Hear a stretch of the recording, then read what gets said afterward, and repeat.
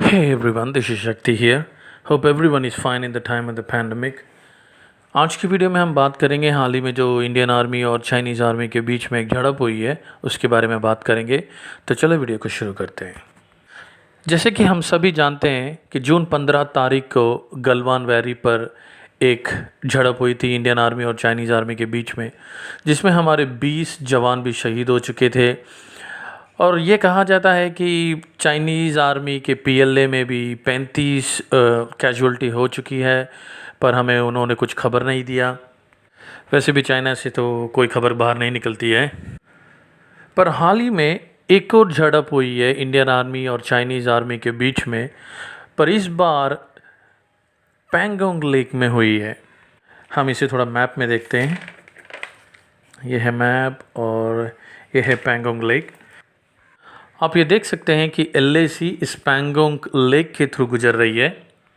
इसको और थोड़ी अच्छी तरह से समझते हैं।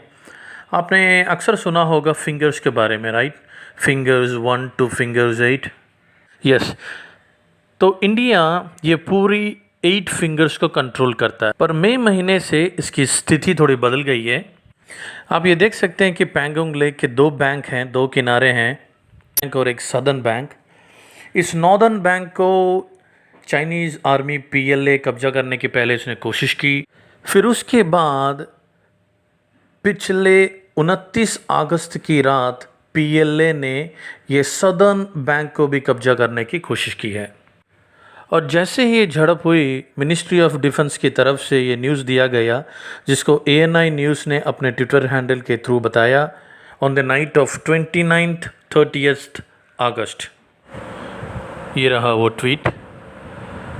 इसमें उन्होंने कहा, on the night of 29-30th August, PLA troops violated the previous consensus arrived at during military and diplomatic engagements during an ongoing standoff in eastern Ladakh and carried out provocation military movements to change the status quo। ये किसने कहा? Colonel Aman Anand ने। इसका मतलब ये है कि हम सब जानते हैं कि पहले से ही एक स्टैंड ऑफ चल रही है ईस्टर्न लद्दाख पर, और उसके साथ साथ ही डिप्लोमेटिक एंगेजमेंट्स टॉक्स भी हो रही है। उसी के साथ उसके बावजूद भी पीएलए ट्रूप्स ने उनके स्टेटस को बदलना ये लोग ने चाहा है। इंडियन आर्मी ने पहले ही उन्होंने कह दिया है कि अप्रैल के महीने के पहले जो स्टेटस को था आप उनको कायम करें, क्योंकि अप्रैल के पहले जो स्टेटस को था वो फिंगर 8 के उस तरफ वो कंट्रोल करते थे।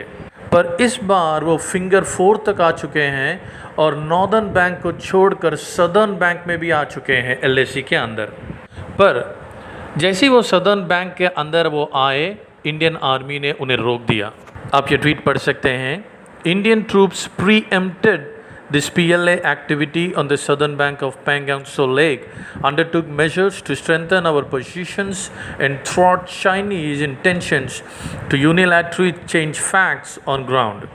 यहाँ पे जो वर्ड प्रीएम्प्टेड है यहाँ पे बहुत इम्पोर्टेंट है। इसका मतलब है कि जब सदर्न बैंक की तरफ PLA ट्रूप्स आ रहे थे, उसके पहले ही हमारे ट्रूप्स वहाँ पे जा चुके थे और उन्होंने वो एक्टिविटी को रोक दिया। तो बेसिकली हमारी यहाँ पे जीत हुई है।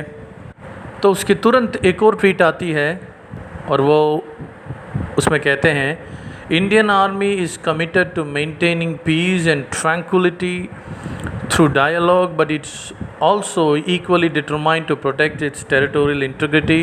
A brigade commander level flag meeting is in progress at Chishul to resolve the issue। वो ये कह रहे हैं कि हम पीस चाहते हैं, हम पीस को मेंटेन करना चाहते हैं, पर इसका मतलब ये नहीं कि हम अपनी ज़मीन को छोड़ के दे देंगे। अभी एक फ्लैग लेवल मीटिंग चल रही है, brigade commander level flag meeting is in progress, बातचीत चल रही है और ये चल रही है चुशूल पर।